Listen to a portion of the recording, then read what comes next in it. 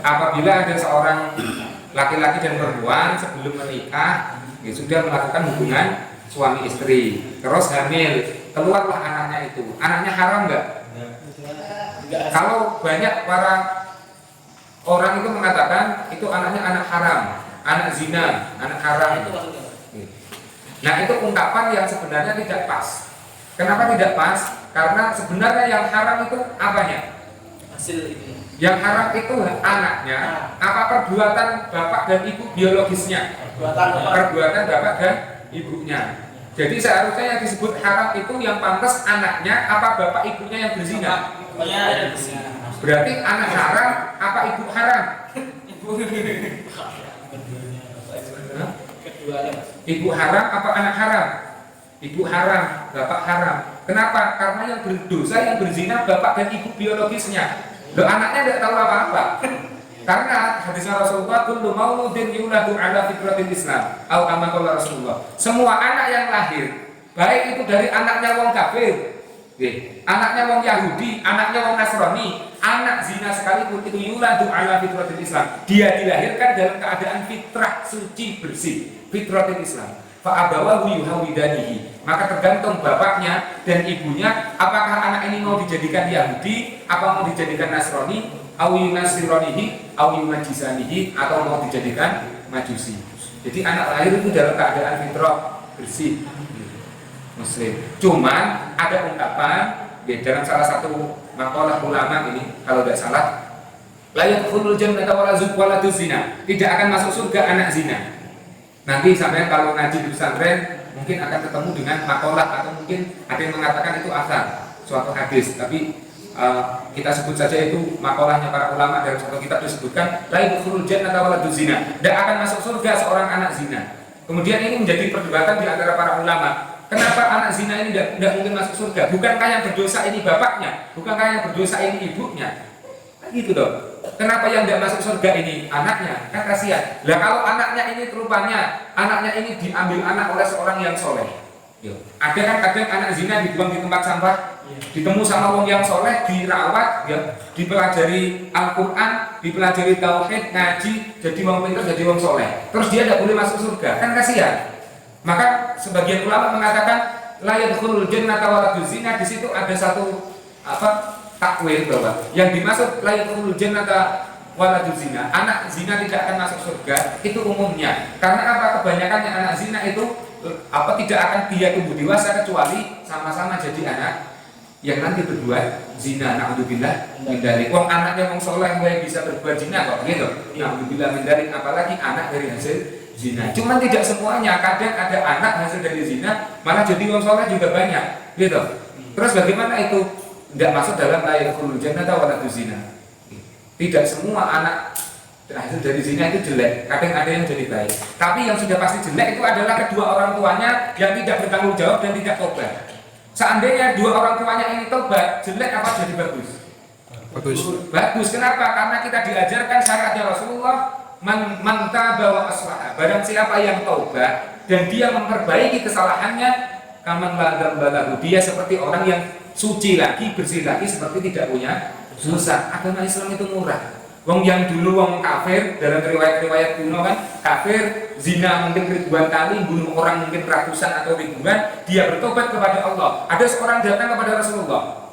Sebelumnya dia bertemu dengan Sayyidina Umar. Dia menangis, ditanya sama Sayyidina Umar, "Kenapa engkau menangis?" Nangis dia. "Kenapa engkau menangis?" "Tidak ada urusan denganmu, aku urusanku dengan Rasulullah. Tapi kamu sebelum bertemu Rasulullah harus berkonsultasi dulu denganku, nanti baru ketemukan dengan Rasulullah." "Enggak, aku pengen ketemu Rasulullah." Dia menangis. Maka dilaporkan oleh Sayyidina Umar kepada Rasulullah, "Ya Rasul, ada seorang yang ingin bertemu denganmu dan dia menangis hebat." Terus kemudian ditanya, "Kenapa dia menangis hebat?" "Dia tidak mau cerita ya Rasul." Suruhlah dia masuk. Akhirnya seorang sahabat ini tadi masuk, ketemulah dengan Rasulullah. Ditanya oleh Rasulullah, "Ya wahai sahabat, apa yang gerangan yang terjadi padamu sehingga kau menangis sehebat ini?" Maka laki-laki tadi mengatakan, "Ya Rasulullah, aku berdosa besar." Sudah, itu terus kemudian nangis lagi. "Apa dosa besar itu?" "Pokoknya dosaku besar ya Rasulullah." Lama-lama ditanya sama Rasulullah, apakah dosamu ini lebih besar daripada gunung Uhud? Lebih besar lagi ya Rasulullah. Apakah dosamu ini lebih besar daripada bumi? Lebih besar lagi ya Rasulullah. Apakah dosamu lebih besar daripada langit? Lebih besar lagi ya Rasulullah. Lebih besar daripada arsy? Dosaku lebih besar daripada arsy ya Rasulullah. Rasulullah sampai terheran itu. Kemudian ditanya, apakah dosamu lebih besar daripada ampunannya Allah? Maka laki-laki ini tambah nangis lagi. Kemudian dia bercerita, ya Rasulullah, dosaku ini sudah sangat tidak pantas bahkan untuk diceritakan. Apa dosamu? Ceritakanlah. Jadi ya Rasulullah, dulu saya itu seorang penggali kubur.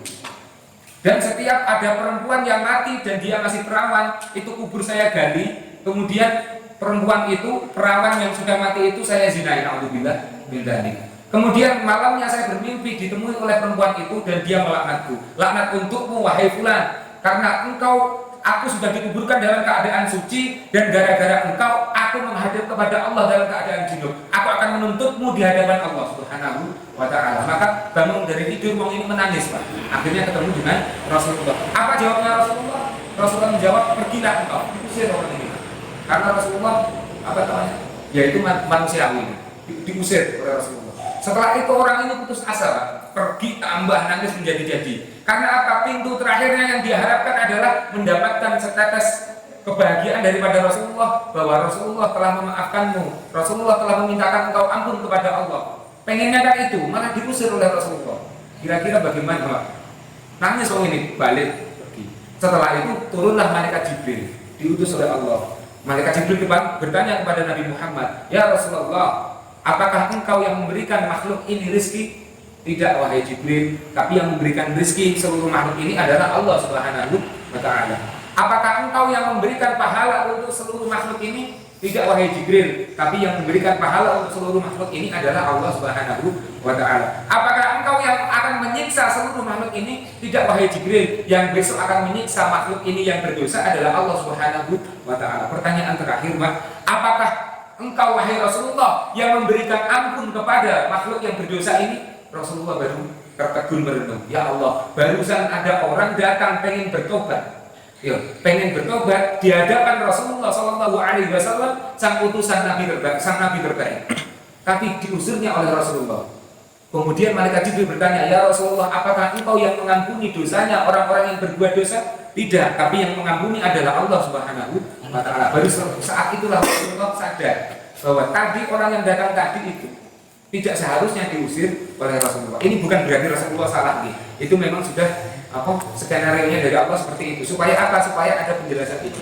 Penjelasannya apa? Kemudian Rasulullah memerintahkan para sahabat untuk mencari orang tadi, Pak. Dicari berhari-hari, akhirnya ketemulah orang itu. Sampaikan kalau ketemu dengan orang itu bahwa Rasulullah Shallallahu Alaihi Wasallam telah memaafkan dan telah memintakan engkau ampun kepada Allah, dan sampaikan bahwa tobatmu telah diterima. Kemudian ketika ketemu ini, Pak, misal dalam satu riwayat orang ini ketemu di tengah padang pasir, Pak. Saat ketemu itu dia sudah sakaratul maut, sudah mau mati. Disampaikan oleh para sahabat, ketahuilah wahai fulan bahwa Rasulullah sudah mengampunimu dan taubatmu sudah diterima oleh Allah Subhanahu wa taala, karena Rasulullah telah memintakan ampun kepada atas dirimu. Kemudian orang ini senang, Pak. Senang. Dalam satu riwayat, sesaat itulah dia langsung meninggal. Dalam riwayat yang lain, orang itu kemudian sholat bersama dengan para sahabat. Di tengah-tengah sholat inilah orang itu meninggal dunia. Itu, Pak. Jadi dosa itu apa? Kalau kita akan melakukan dosa yang kita ingat bahwa betapa pedihnya siksanya Allah. Tapi kalau kita sudah terlanjur berdosa, jangan kita berputus asa. Gitu, Pak, misal. Jangan kita berputus asa atas dosa yang sudah pernah kita lakukan di belakang hari. Tapi percayalah bahwa ampunan Allah itu lebih luas dari dosanya siapapun. Ampunan Allah lebih luas daripada dosa-dosa kita. Nah, harus percaya. Sampai dikatakan dalam satu makalah Syekh Ibnu Athaillah As-Sakandari, kalau hadisnya itu al-kama Rasulullah, sayyi'atun tasukka khairun min hasanatin tu'jibuka. Kejelekan yang membuat kita ini merasa hina. Kita punya kesalahan, punya dosa, tapi itu membuat kita merasa hina di hadapan Allah. Nah, orang merasa hina di hadapan Allah, dia tidak takabur kepada Allah. Ya Allah, aku ini butuh ampunanmu ya Allah. Itu kalau orang merasa hina.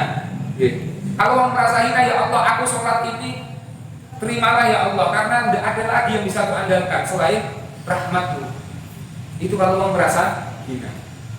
Sayyi'atun tasukka, kejelekan yang dulu pernah kita lakukan dan itu membuat kita merasa hina, itu khairun, lebih baik daripada min hasanatin, daripada amal ibadah kebaikan yang kita buat setiap hari tapi turjibuka, yang membuat engkau merasa bangga, yang membuat engkau merasa hebat. Di hadapan Allah, aku ini pahalanya sudah banyak, aku ini sudah beramal A, amal B, amal C. Itu Allah tidak senang, Allah tidak suka.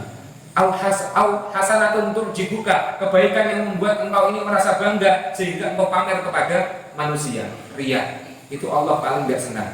Lebih baik kesalahan-kesalahan kita yang lalu yang itu membuat kita merasa rendah, merasa hina, merasa butuh ampunannya Allah. Itu nggih. Wallahu a'lam bishawab.